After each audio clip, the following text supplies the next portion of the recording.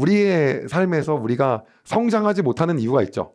뭐 때문에 성장하지 못하냐면 편견 때문에 성장을 못하는 경우가 굉장히 많아요. 그래서 기본적으로 편견을 깨야 되는데 깨는 것 자체가 싫은 이유가 있습니다. 뭐 때문에 싫으냐면요. 편견이라는 건 기본적으로 자존심과 굉장히 연관되어 있습니다. 예. 그래서 이 자존심을 내려놓는 것 자체가 쉽지가 않는 거예요. 굉장히 이게 소위 말하는 어떠한 꼰대 근성 같은 거죠. 그러니까 이거를 내려놓는 게 쉬운 게 아니에요. 왜냐 우리가 그렇게 살았기 때문에 그렇게 봤기 때문에 이 편견 안에서 우리는 쉽지가 않은 거죠. 그래서 저는요 이 편견을 가지고 경영하지 않겠다라는 걸 매번 다짐했어요. 그래서 제가 했던 건 뭐냐면 이거였어요. 어떠한 걸 제안해요. 근데 그 사람이 말한 대로 제가 한 20번 해봐서 안 된 게 다 있어요. 있어요. 그럼 어떻게 하냐면 나가 20번에서 안 됐어. 근데도 네가 원한다고 한다면 한번 해봐. 20분의 1의 확률로 네가 한번 뚫어봤으면 좋겠어. 내가 틀렸다는 게 입증되고 그게 정말 되면 넌 너무 대단한 거고 진짜 내가 응원을 할게. 대신 안 되면 이 부분은 앞으로 내가 말한 대로 한번 해줘. 도전할지 말지만 결정해서 나한테 말해줘. 이러한 식의 얘기 굉장히 많이 했어요. 너무 신기하죠. 근데 그걸 기회를 주면 저는 시간을 날리고 CEO니까 돈을 날리게 됩니다. 그럼에도 불구하고 그렇게 했더니 그러고 나서 제가 말한 대로 돼. 그러면 의장님의 말씀이 맞았군요.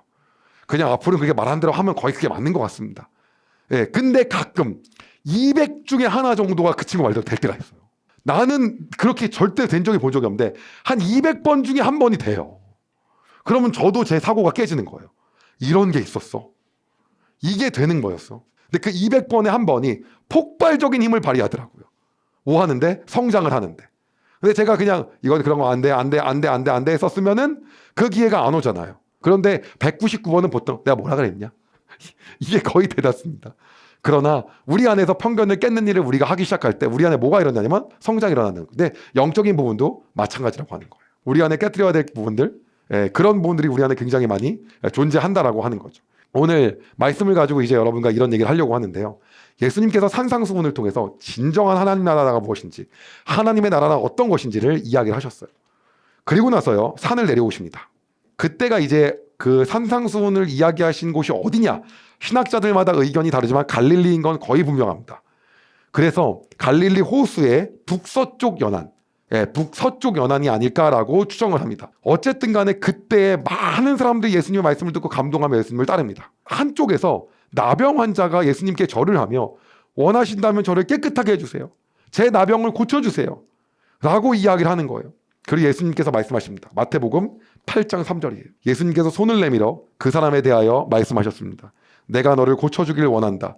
깨끗하게 나아라. 그러자 바로 그 사람의 문둥병, 나병이 나았습니다. 사실 당시 많은 사람들은요.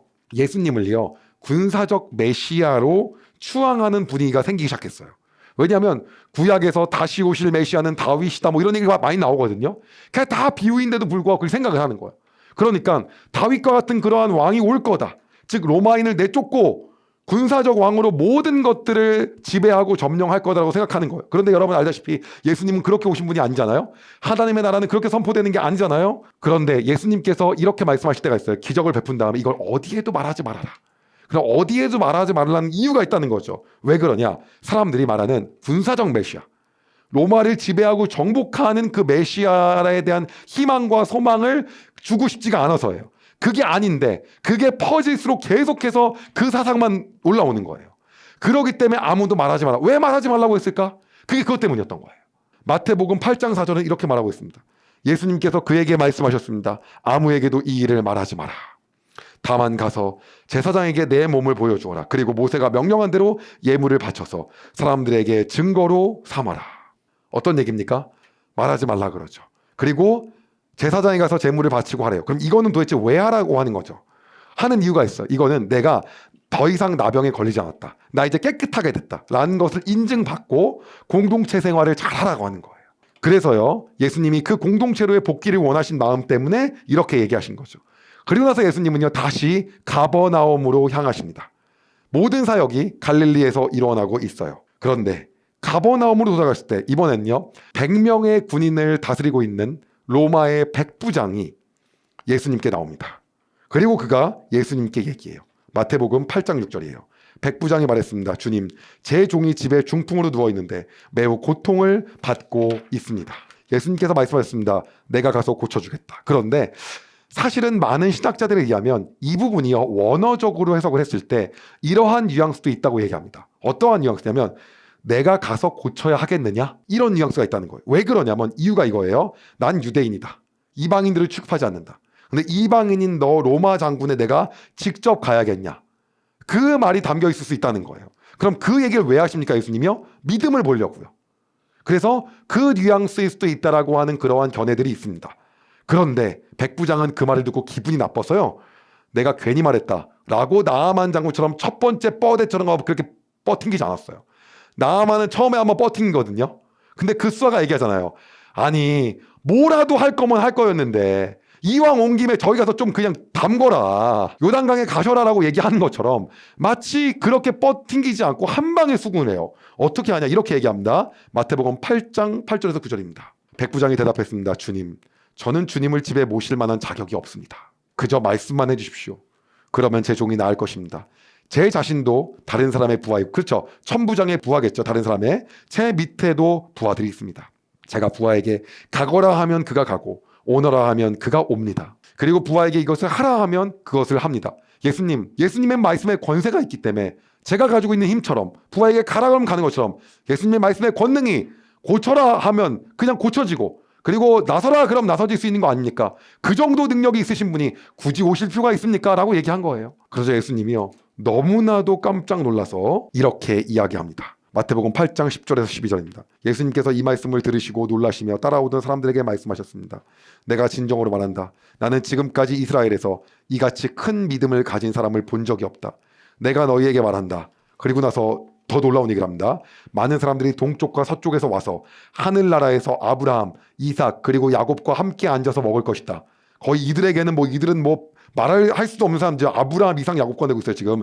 그러나 이 나라의 아들들은 바깥 어두운 곳에 던져져, 바리새인 유태인들은 바깥 어두운 곳에 던져져서 그곳에서 슬피 울며 고통스럽게 이를 갈 것이다. 그러나 너 백부장은 오히려 네가 아브라함, 이삭, 야곱과 함께 먹을 것이다 라고 하는 놀라운 얘기를 합니다. 그리고 백부장이 이러한 큰 믿음을 보시고 그에게 이야기하십니다. 마태복음 8장 13절입니다. 예수님께서 백부장에게 말씀하셨습니다. 가거라, 네가 믿은 대로 내게 이루어질 것이다. 그러자 백부장의 종이 그 순간에 치료되었습니다. 그 후에 예수님께서는요, 가버나움에서 나인성을 갑니다. 잘 봐볼까요? 가버나움에서 어디에요? 이젠요, 여기 나인입니다. 나인. 요 나인성으로 가게 되는 거예요. 됐죠? 갈릴리 안에 있는 거예요. 그러니까 나인성, 예루살렘성, 요런 거를 지도를 보지 않고 그냥 보통 읽잖아요. 그렇죠? 요 정도 움직이신 겁니다. 근데 나인성을 가는데 성문에 이르렀는데 죽은 사람이 나오고 있는 거예요.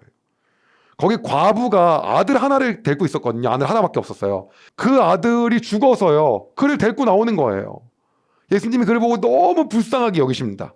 그리고 죽은 아이의 어머니에게 울지 말라고 합니다. 그리고 말도 안 되는 일이 일어납니다. 누가복음 7장 14절에서 15절입니다. 그리고 관에 손을 대시니 관을 메고 가던 사람들이 걸음을 멈추었습니다. 예수님께서 말씀하셨습니다. 소년아, 내가 너에게 말한다. 일어나라. 그러자 죽었던 사람이 일어나 앉아서 말하기 시작하였습니다. 예수님께서 그를 어머니에게 보냈습니다. 어떤 일이 일어나는 거예요? 구약에서 절대로 시체에 접촉하지 말라 그러거든요. 그런데 예수님이 시체에 대는 순간 부정한 것이 예수님께 오는 것이 아니라 예수님의 신성한 것이 그 시체에 가고 그가 깨끗함과 나음을 입게 되는 거예요. 그런데 이 광경이 여러분 어디서 비슷한 장면으로 저와 함께 보지 않았습니까? 구약이요. 열왕기서에 어떻게 나와 있습니까? 엘리야가 사르밧 과부에 가서 먹고 그와 지내고 있는데 누가 죽죠? 그의 자녀가 죽죠. 그래서 엘리야가 침상에 올라가죠. 그를 놓고 뭐 하기 시작합니까? 기도하기 시작하죠. 그런데 하나님이 어떻게 하십니까? 엘리야의 기도를 들어주시고 그 아들을 살려내잖아요. 그 장면이 이들에게 오버랩되는 거예요. 저자가 엘리야다. 선지자다. 그러니까는 선지자까지는 인정하는 거예요, 지금. 예수님은 하나님의 아들이고 삼위일체를 믿지 않는 데들도 선지자로 인정을 하는 거야. 성경은 이때 사람들의 모습, 이 놀랐던 사람들의 모습을 이렇게 묘사하고 있습니다. 누가복음 7장 16절에서 17절입니다. 사람들 모두가 두려움에 휩싸였습니다. 사람들은 하나님께 영광을 돌렸습니다. 위대한 예언자가 우리 가운데 나타났다. 하나님께서 당신의 백성들을 돌보아 주셨다. 예수님에 대한 이 이야기는 온 유대와 그 근방에 두루 퍼져 나갔습니다. 그런데 문제는요, 예수님이 죽은 자를 살리셨음에도요, 바리새인들이 보기에 그는 죽어야 할 대상, 빨리 없어져야 할 대상이었던 거예요. 왜 그러냐면 그가 만약 하나님의 아들이라면 유일신 사상은 어떻게 할 거냐는 거죠.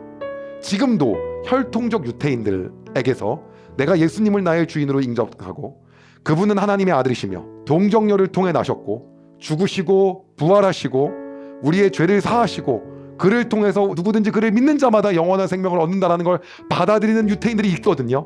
그들의 메시아닉 주라 그래요. 그렇게 인정하는 순간 어떻게 될까요? 호적에서 파이지. 어떻게 되긴 어떻게 돼요. 진짜 쉬운 일이 아닌 거예요. 어떤 겁니까? 그들이 가지고 있는 편견, 그들이 가지고 있는 기초의 생각은 뭐예요? 죽은 사람을 살려내도 믿을 수가 없는 거예요. 죽은 사람을 살렸잖아요. 그걸 봤는데도 불구하고 믿을 수 없는 거죠. 제 주변에 그런 사람들이 많이 있어요. 기적적으로 예수님께서 고치셔서 정말 고쳐질 수가 없는 병인데 깨어나고 일어난 사람들이 많이 있어요. 그러한 기적을 본 사람들이. 그런데 믿음이 변심해요. 오히려 더 변심해요. 자, 왜 그렇습니까? 자기가 원래 가지고 있었던 편견, 그리고 얘기합니다. 어떤 얘기를 하냐면 내가 그때는 잠깐 정신이 나간 거였고 그게 아니었다. 우리 안에 자존심과 편견을 깨는 삶을 살지 못하면 우리 안에 삶에서의 성장만 일어나지 않는 것이 아니라 우리의 신앙도 성장이 일어날 수가 없습니다. 그래서 우리는요, 오늘도 우리가 봐야 하는 건 우리 안의 세계관과 우리 안에 하나님의 나라한 가치관들이 깨어지고 바뀌어지기 시작해야 된다라고 하는 겁니다. 그렇게 하나님의 시각으로 바라보기 시작할 때 우리 안에 하나님, 우리가 그동안 보지 못했던, 우리가 그동안 알지 못했던 하나님 나라에 대한 놀라운 것들이 우리 안에 나타나기 시작하는 것입니다. 그것이 깨졌을 때 사도 바울이 어떻게 됐습니까? 예수님께 올인하는 놀라운 역사가 일어난 겁니다. 그리고 많은 사람들이 죽게 돌아오는 놀라운 역사들이 일어난 거죠. 예, 우리 안에 오늘 그것들이 깨지는 역사가 일어나길 소망합니다. 우리 할아버지는 유교 신자였어요. 평생 동안이요. 그리고 전혀 제가 말해도 교회를 다닐 생각을 안 했는데 어느 순간부터 교회를 다니시는 거예요. 그리고 저희한테 얘기하는 게 니네가 맨날 이런 얘기를 매주 들어가지고 잘 된 것 같다. 할아버지가 보기에 잘 된 거는 돈을 잘 벌고 자기 삶을 잘 되는 거니까 이런 말을 매주 들으니까 유교신자 다녔다가 했으니까 나올 수 있는 게 더 깊은 얘기를 할 수는 없는 거고 잘 된 것 같다. 맨 들을 때마다 마음이 너무나도 좋아지고 이런 얘기를 계속 하시더라고요. 돌아가시기 전까지 교회를 다니셨더니 어느 순간 형제들을 다 불러놓고 우리 집안에서 저희 아버지만 크리스찬이거든요. 얘기하는 거예요. 나는 오늘부터 내가 유교신자인데 나는 오늘부터 예수를 믿기로 했다. 그리고 세례를 받으시고 그 편견들과 자존심이 무너졌어요. 예, 그리고 얘기를 하십니다. 저는 참고로 저희 집안의 저희 아버지 둘째입니다. 둘째 아들이 접니다. 근데 할아버지가 어떤 놀라운 얘기를 하냐면 내가 죽으면 승원이가 추도에 뵐래라. 우리 안에 편견이 깨지는 순간부터 놀라운 일들이 일어나는 겁니다. 예, 그리고 그러기 위해서 예수님이 이 땅에 오신 겁니다. 우리의 자존심과 편견이 예수 그리스도 앞에서 온전히 무너지는 새로운 세계가 열려지는 놀라운 그러한 삶이 우리 가운데 나날이 일어나길 소망합니다. 기도하겠습니다. 하나님, 우리가 하나님의 시각을 통해서 세상을 바라보기를 소망합니다. 이들은 유일하신 하나님이 없어진다고 생각했고 예수 그리스도를 하나님의 아들이라고 믿고 예수님은 하나님이라고 얘기하는 순간 유일신인 하나님이 없어지고 자기가 그동안 생각했던 모든 것들이 다 틀리고 잘못되었다고 생각하며 이것들을 인정할 수가 없었습니다. 그러나 하나님, 오늘도 우리가 살아가는 삶 속에서 우리도 그렇게 살고 있지는 않는지 다시 한번 돌아보게 됩니다.